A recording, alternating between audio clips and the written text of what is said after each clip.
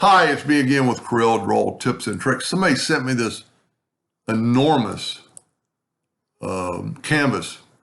And for the one I'm doing it for, I changed the height to 95 inches just to make it easier for me to do the math. So they want it divided into 5 pieces.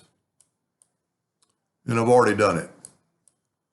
And because they can only print,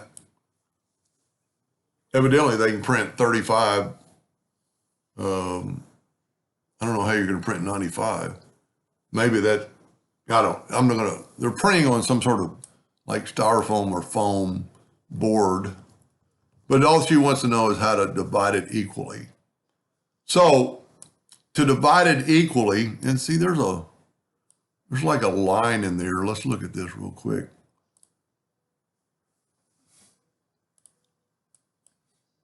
There's like lines in there that don't really need to be there. There's a box. Nope. Let's go up to Object, Group, and ungroup it. There we go.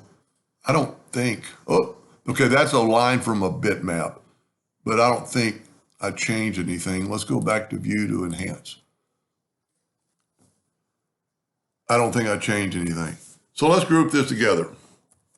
So it's 178. So 1/5 of that is 35.6. So take a rectangle that is 95 inches by 35.6 and put it right here. You know what? I'm going to use yellow because I think we might be able to see it better. Yep. Now set your nudge distance. There's 2 ways you could do it. I'm going to just do it the way I would normally do it. Set your nudge distance on 35.6 and take that yellow box and hit the plus key and then Control D, Control D, Control D. There's your equal parts. Now, probably the easiest way to do it would be now to set your nudge factor on 100 inches.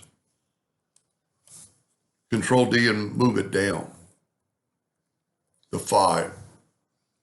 Now we need, and I could have made, it's what I really should have done. I should have copied them down. Let's do that. That would be a lot easier. Let's get rid of those. So now I only have 1 block. Let's change it to that 100 inches.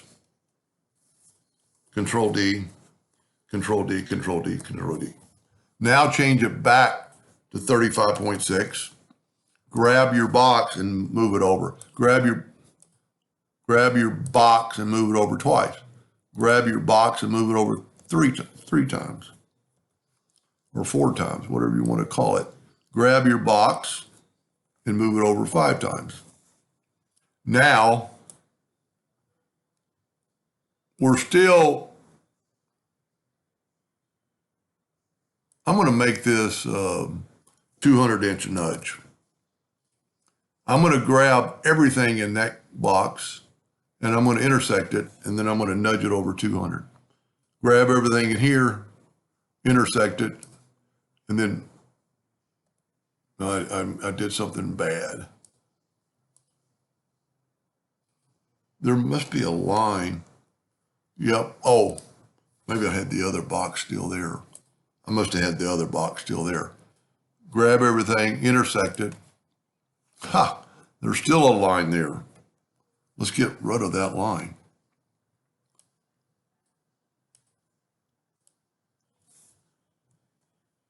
Holding down the Shift key to select both of them. There we go. Now I've got 2 sets of these lines. Okay, grab everything, intersect. Here we go. Well, I didn't delete that first one or something. Intersect. And this would be a good case to make a hotkey for the intersect. I must have made a couple of duplicates of that.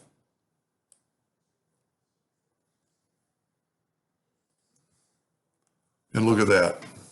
There's your 5 pieces. Now let's just put them together. Let's move these out of the way and set our nudge factor on 95. Move that up once. So I must have jigged one of them or something at one point. Wow. Now all you have to do is go T for top and put them all in. Now you are going to have a little bit of a line, but that's where you're going to print.